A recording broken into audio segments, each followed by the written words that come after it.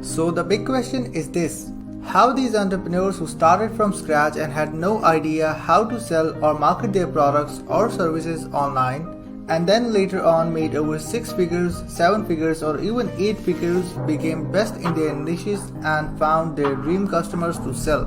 My name is RJ Ahmed, and find this all out in our Interviews with Entrepreneurs show.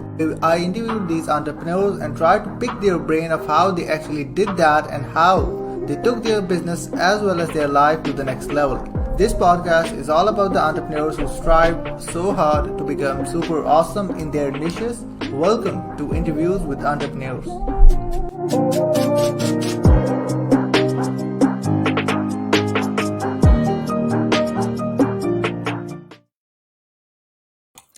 Welcome to Interviews with Entrepreneurs show, where we interview entrepreneurs who are super awesome in their niches. And the people who are jumping on live use hashtag live. The people who are jumping on replay use hashtag replay out there. And today's our special guest is kind of different out there because, most of the people out there don't want to talk about money or so forth and everything out there. But our guest today is all about talking about money and how you can master the concept of money itself as well, the manifestation, and so many things out there.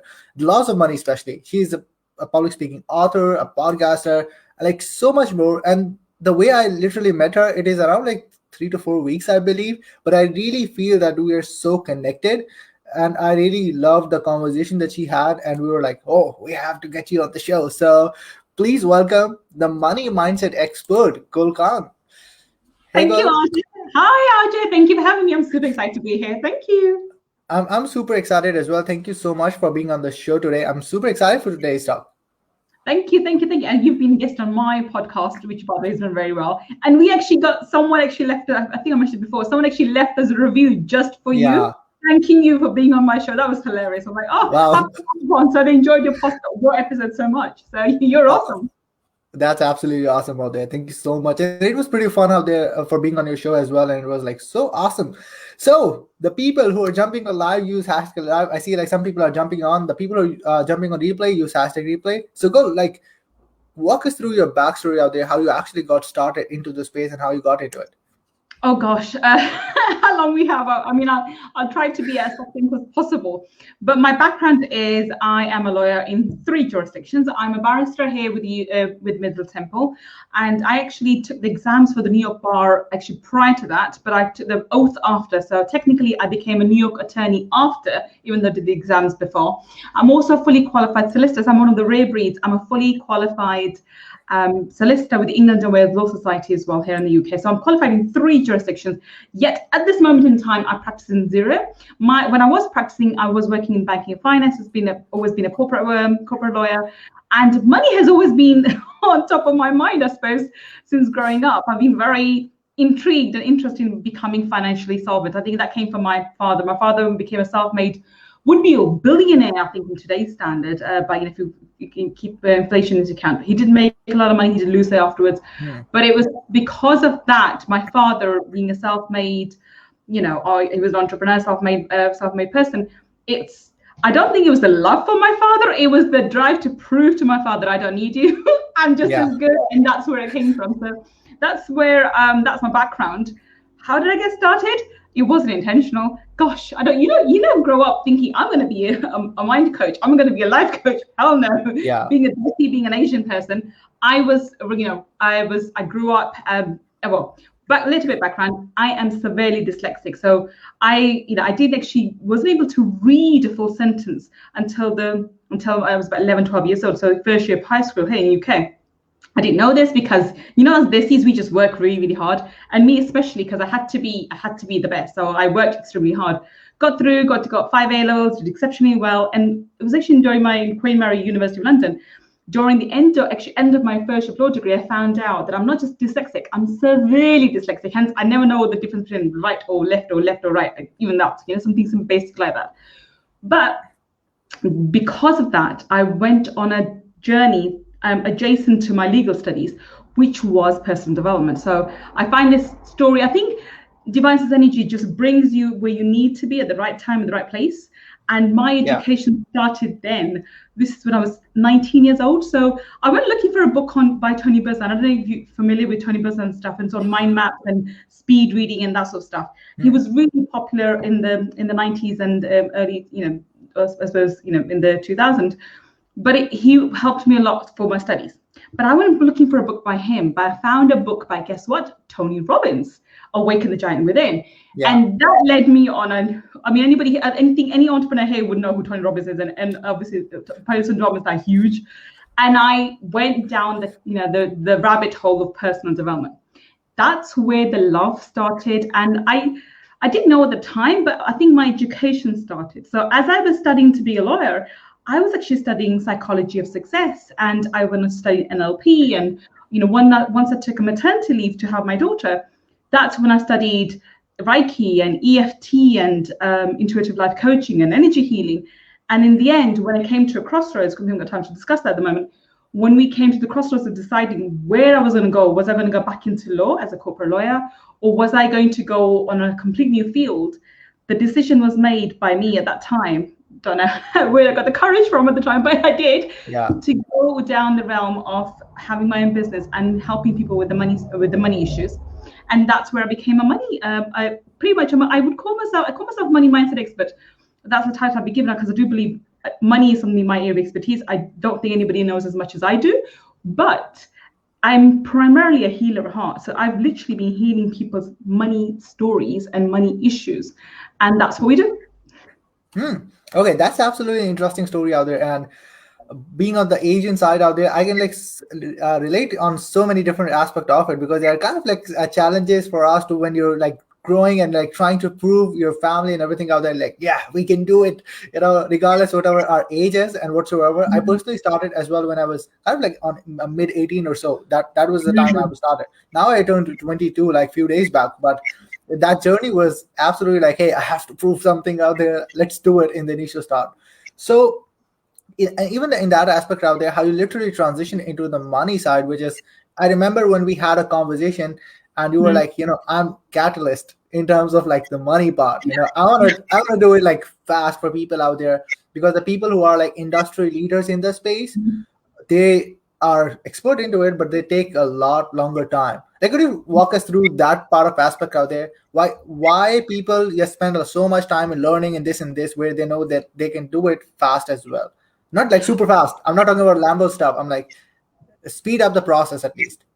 Well, I mean, I'll tell you what happens with most people, and I'm glad you brought up the idea that with the conversation we had. Why I call myself a catalyst. My energy is catalytic in terms of I'm able to speed up the process of what people are able to clear. If you think about it this way, through NLP, through this personal development, what were people trying to do? They're trying to change their mindset. And once they change their mindset, they're changing their energy, obviously, because your energy is dependent upon the thoughts, the ideas, the things you're saying, the words you're saying as well. They all determine collectively what your vibration is. And again, any given moment in time, you are giving off a vibration. Now, depending on what that time moment is, if your dominant vibration at the time, or dominant thought at the moment is, I am worthy, I'm great, I'm intelligent, that's the vibration you're giving. If your vibration at any time is, oh God, there is enough money, I am stupid, I'm not good enough, the imposter syndrome, or am I right, will this client work, will this work? When you're in doubt and scarcity mind, that's your dominant vibration, but you're giving off that. So this vibration is being given off all the time. The channel never stops. It's like the TV channel. You may switch the TV off, but the signals are still coming. That's you. You're giving off your signals all the time. Now, through personal development, through all this, through the work from people like Bob Proctor and Jim Rohn and other people like that, amazing. One of all my early mentors, I love them to bits. Yeah. All of that actually does is just changing your mindset, changing the way you're thinking. Because once you change the way you think, your vibration changes, okay? Your energy changes. That is the norm. That's how people have done. So this is why people who will come into the personal development range, they take ages to change as well. They're at it, they work at it, they work at it, they work at it. I'm not saying you should stop it. I just find that a very slow, laborious process. It's not that they're wrong. It's just they don't know any other method that's faster, that's better. True. I step in, and when I was doing this, and this is where I had no idea. I was first a student of Tony Robbins, then Jim Roman, then Bob Proctor, then you name it. And I went to the old ones, Benjamin Franklin, Thomas Truard, Walter Waddles. Everyone under the sun I've read, so I've done all my work. I still found the process really, really slow and very, very laborious. I'm thinking, okay, that's why people weren't getting the result. And also there's a 1 step forward, 2 steps back, 1 step forward, 2 steps back. And what I find was a couple of things. One, you need to address specific issues to get targeted results. So if you want money, you have to go and address your money issues. I'll give you an example. If you have a splinter in your hand, right? You can use these techniques and these new age ideas of my hand's healed, my hand's healed, my hand's healed, right? Yeah. But it's not going to work. You have to go in and go, oh, splinter, take it out. Take the splinter out first, and then you can say my hand's healed, and your hand will heal a lot faster. And you will always find it'll cut to the point where it's completely transformed and it's fully, functioning fully normally. Now, let me compare that to what people do when they do their, they're entrepreneurs. These are 6-figure, 7-figure, and 8-figure earners. These people are making money, but the money, because they haven't healed their money stories, what happens is they keep attracting to them situations, ideas, people, partners, other things, which depletes the money. So money comes, money goes, money comes, money goes, and they have no idea. They're not wasting their money. They're not spending the money willy-nilly. They're actually, these are very intelligent individuals.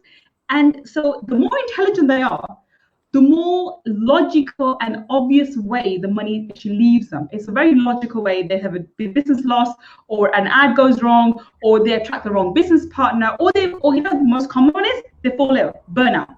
Burnout is also the most common ones, okay? Why does that happen? Because you haven't addressed your money issues. So that's the first thing. You have to very specifically address, not just generally, I'm worthy and I'm amazing and so forth. That's great. That's all well and good. But you have to address what issues do you have with money? How do you address and how do you treat money? That's first of all. The second one is where I specialize in, is because people are thinking the way to change their energy, where I do the reverse. So instead of you thinking, I'm worthy, I'm worthy, I'm worthy, I come in and I change your energy. So I literally, it's something with my energy clearings, by the way.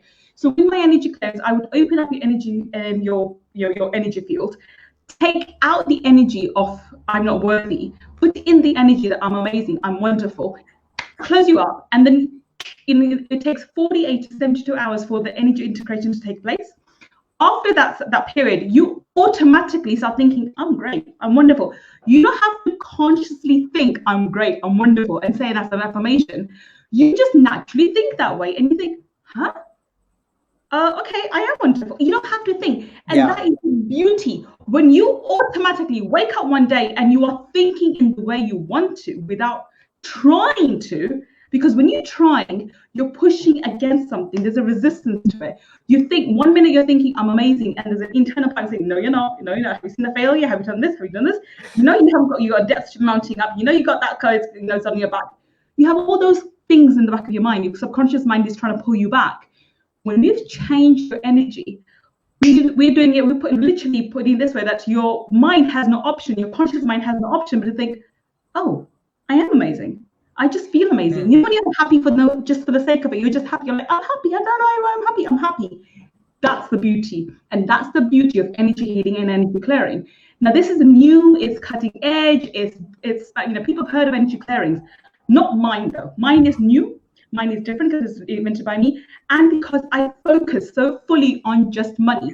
And I'm unashamedly telling people, you need to build a healthy relationship with money. Now, there's another point. I really want to enter this out. I really want every single person listening to this interview to have a very healthy relationship with money. But be balanced. Money is not your God. Money is not your slave. Money is your friend. Treat it like a friend. Don't treat it as a god and don't worship it, and don't treat it like it's rubbish and mistreat it, because money will leave you. If you treat it like God, it will literally rule you. If you treat it as rubbish, it will leave you. It has to be your best friend. As a best friend, Raja, Arjay, you have your best friend, so you are in trouble. Shahan's going to turn up and have your back. You know that Imran's going to come down the road. Just say, Arjay, what's the matter? Let's go and sort this out. Whatever. You've got your friends who have your back. That's how money should be. It should have your back. You don't need to have Imran living in your bedroom. For God's sakes, why? But you know, Imran's down the road, he's going to turn up before you know you need it. And that's the ebb and flow of money. People miss that. People want to keep hold of money, and it's like, you know, you have Imran, like you're holding on to Imran. Imran, please don't leave me. Please don't leave me. Please don't leave me. And you're like, Imran's like, dude, I need to go home to get me some food, right? Money's the same way. There's an ebb and flow of money. It needs to leave and come back. But the more respect you give it, the more freedom you give it, the more it'll come back, and the larger quantities and the more voraciously it'll come back to you. Does that make sense? Yeah, absolutely out there. And it is like super interesting, as you said, like don't treat money like a god, and also don't treat money like a slave, treat money like a best friend. Like, okay, that's absolutely interesting out there. And one thing that you said that also makes sense, and I hope like so many people also can relate to it, is you have to stick to the ownership of like where you are actually, and be honest to yourself where you stand, you know, first of all, because that mindset plays a huge role to it. But if you actually don't accept it, things are going to be different. It's not going to be good things for you if you know that, okay, these things not working for me, and you don't stay honest with yourself, like, hey, it's not working at the moment, let me see how I can fix it up, rather than be like, you know, everything is fine even though you have a problem going on. So like that's so true. So tell me about so I want to talk about one thing, which is like, when anyone is starting out, especially, you know, they're kind of like emotional on the money part a lot, you know, because they're kind of like desperate, you know, that could be easy word for explaining them. Like they're kind of desperate in making money, and this and this and this. They start to make money, but they obviously don't know how to handle money on that factor. I'm talking about newbie people out there. Obviously, we talked about the high-end people out there who have more money, who have more problems, more things coming on, which is justifying them to, you know, spend their money, even though it's not justifying it all. What about the beginners? How should people go in and kind of like make their mindset around money when they're actually in the starting phase, you know, or newbies, or like, so what do you think about it? First, I want to say, by the way, it doesn't matter where you are. I work with 6-figure, 7-figure, even 8-figure entrepreneurs. It doesn't matter where you are. People are always desperate for money. I've seen it. Unless you change your attitude and your energy with money, people are always desperate. Money is never enough. They make 100K, they spend 110. They make 7 figures, they spend 7.2. So they have this issue all the time. Okay, so that it doesn't really matter where you are on your journey. But the quicker you actually rectify this relationship and amend this relationship with money, the better. So one of the things is, I would definitely say, you know, my book actually gives you details of the 7 laws of money that you need to be applying to. But the very basic one, which is one of the intro chapters, is how to make money your friend, as I just mentioned before. The very first thing you need to do is stop seeing money as an object, stop seeing money as an enemy, stop seeing money as something that you are going to be running after.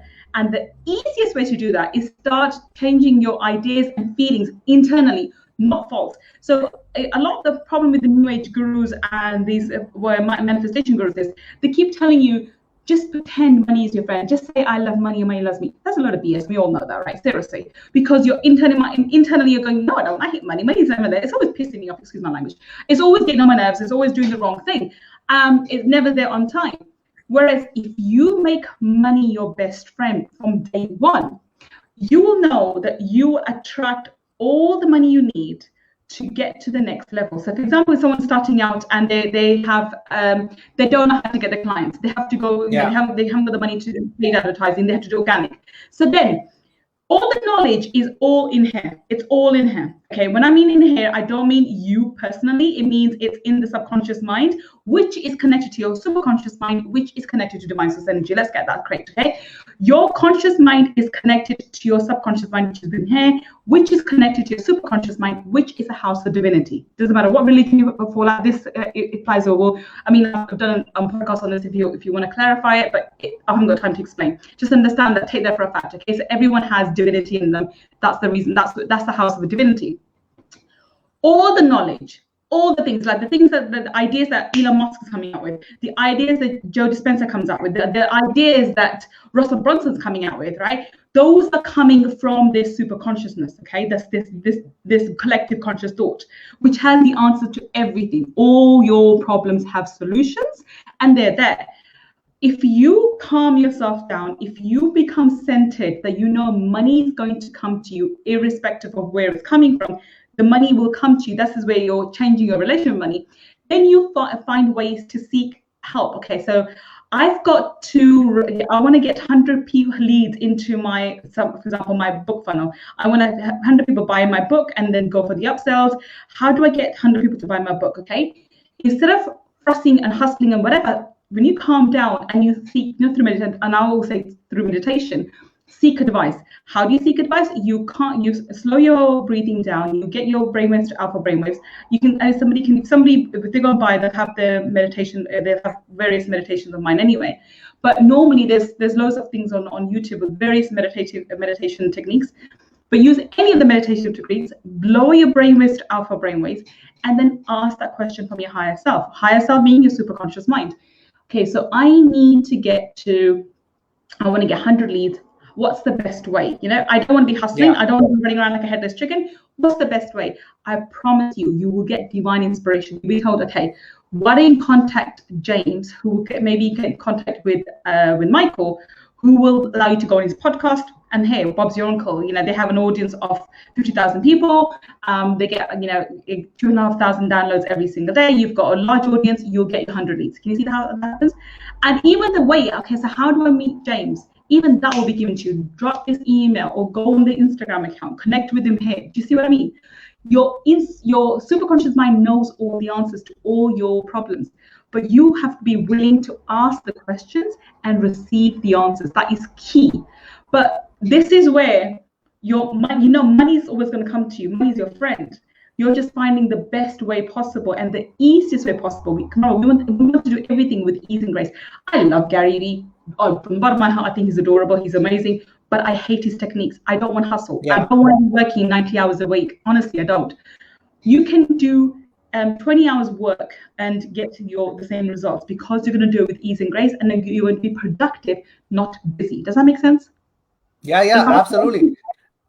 It really blows the mind out there because, as you actually said, makes a lot of sense in that particular aspect that, hey, if there is a problem, obviously there's going to be an answer, but you have to go back and think about it. Okay, what is going to be the possible way of actually go and do it, rather than be in a baby cry mode, or rather than be like, oh, I got this problem and this problem hit up to me and I don't have a solution. But there is a solution. We have to sit back and we have to think about it. That okay, we have the solution of that particular problem, whatever it is.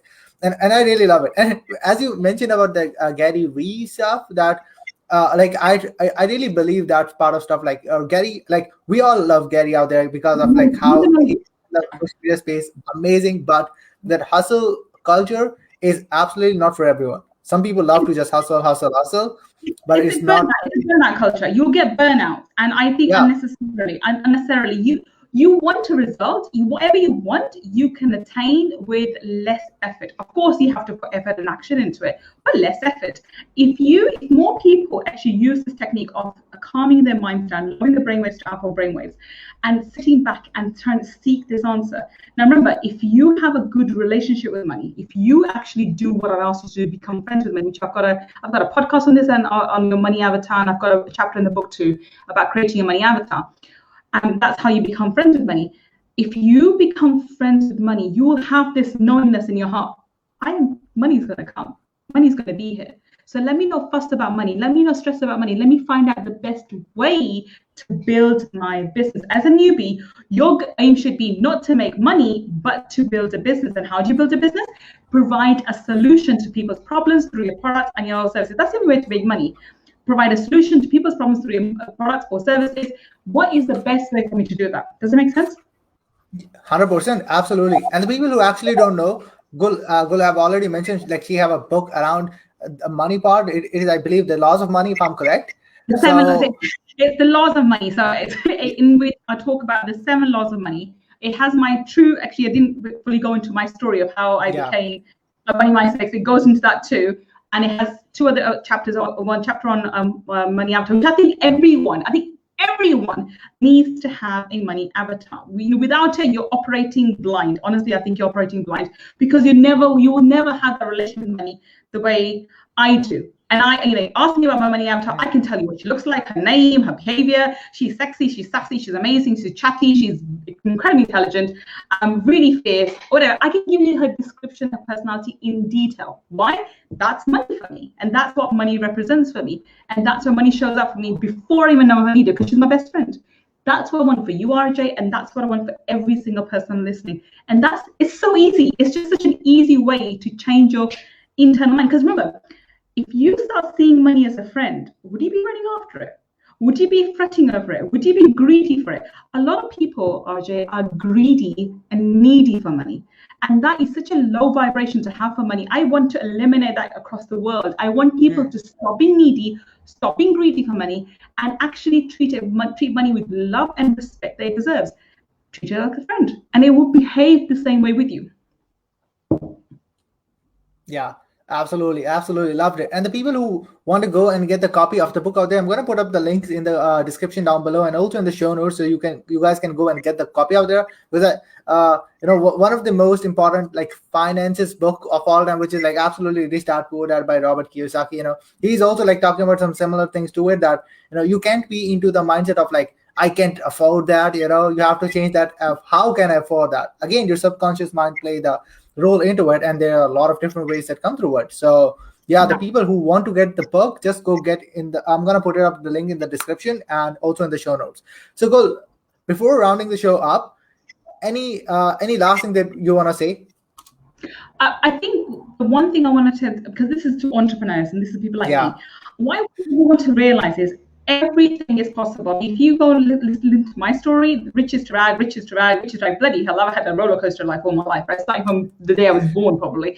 And the day my mother left my father because he remarried. I mean, there's something else, right? RJ, that my mother left my dad in the early 80s. Can you imagine what remarried? So, riches to rags again and again and again. And again, the marriages I've had, which have been have carried on the story even further. Everything's possible for you. The only thing that's limiting you is your mindset, is the way you think and believe in what's possible for you. But having these false ideas, and a lot of these gurus teach you false ideas like just dream big, just dream big, just dream big. That's not enough. And I'm being very blunt and telling you this. Just dreaming big is not enough. You have to do the internal work. So if you want to make 7 figures on a monthly basis, you can do it. You want to have 8 figures, 10 figure business, you can have it. But first, you have to change your internal mindset, which allows you to accept that you can have it and you can have that kind of money. Otherwise, you can hustle your way all the way through to 7 figures and 8 figures and 9 figures, and I promise you'll blow it. And we have many examples of entrepreneurs who work their backsides off and have got to 8 figures, 9 figures, and 10 figures, and they've gone completely bankrupt. Yes, they come back up again, but they're constantly in this boom and bust cycle. Stop that. That's an early ride to your graveyard. Honestly, you don't want to get to the graveyard too quickly. Get there eventually, but not too quickly. Enjoy the ride and enjoy the process as well, RJ. So many entrepreneurs are so busy trying to build a business, they forget to live. And I have built an amazing business. I mean, it's a 7-figure business now, and that's one of my business. By the way, I've got the other. I'm a trader as well.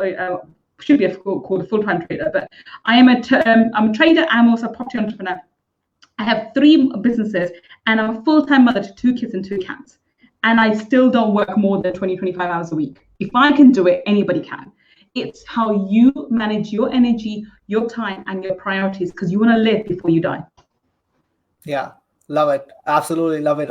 So where people can find about you and everything that you have? The best place is you can come to my podcast, which is Money Mindset with Gull Khan. That's where if you love what I'm saying now, you will love my podcast. And you can actually hear Arj's interview there too. The other places is to find me is, again, Money Mindset with Gull Khan on IG, Money Mindset with Gull Khan on LinkedIn, and my Facebook page is The Gull Khan. So those are the main places to get me. But I also do have a workshop, which I think everybody, if they're serious about this, they need to come to my workshop, which is on abundance. It's called abundancemindsetmakeover.com. And I'll get that link over to you, just so you can put that on too. I think that is probably, after the book, the next thing that you need to do, if you are serious about changing your relationship with money, is attend the Abundance Mindset Makeover workshop. It really gives a makeover to your mind. Absolutely amazing. So yeah, I'm going to put up all of these resources out there in the show notes and the description down below. But again, Gull, thank you so much for being on the show. It was absolutely an awesome conversation, especially about money out there. Super interesting. Thank you so much. Thank you for having me, RJ. It's been a pleasure.